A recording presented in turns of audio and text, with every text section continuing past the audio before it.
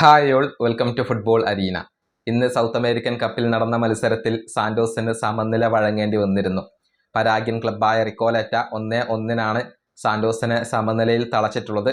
Neymar junior മികച്ച പ്രകടനം ഈ മത്സരത്തിൽ നടത്തിയിട്ടുണ്ട്. മുഴുവൻ സമയവും കളിച്ച നെയ്മർ ജൂനിയർ ഒരു ഗോൾ നേടിയിട്ടുണ്ട്.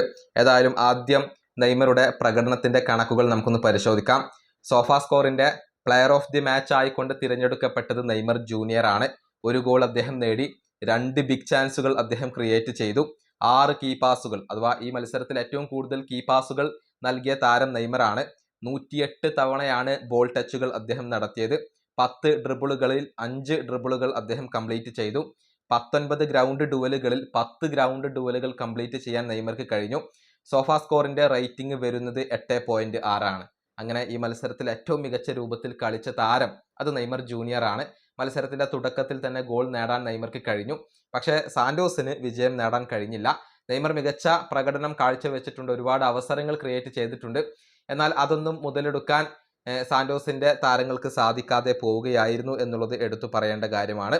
ഇനി മറ്റൊരു കാര്യം, ഇന്നലെ ലാമിൻ യമാൽ കോർണർ ഫ്ലാഗിന്റെ അടുത്ത് വെച്ചുകൊണ്ട് ബോളിന്മേൽ കുറച്ചു നേരം ഇരുന്നിരുന്നു. അതിന്റെ വീഡിയോസും ദൃശ്യങ്ങളുമൊക്കെ വലിയ രൂപത്തിൽ വൈറലായി.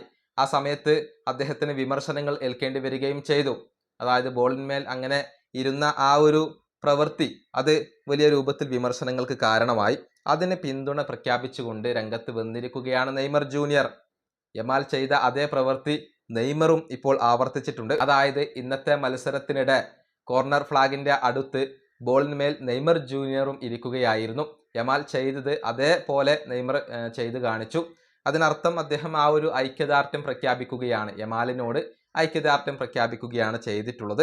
നമുക്കറിയാം യമാൽ ഇന്നലത്തെ മത്സരത്തിലൊക്കെ മികച്ച പ്രകടനം നടത്തിയിരുന്നു. പക്ഷേ ദൗർഭാഗ്യവശാൽ FC ബാഴ്സലോണക്ക് പുറത്ത് പോവേണ്ടി വന്നിരുന്നു. നെയ്മർ ജൂനിയറെ വളരെയധികം ഇഷ്ടപ്പെടുന്ന ഒരു വ്യക്തിയാണ് യമാൽ.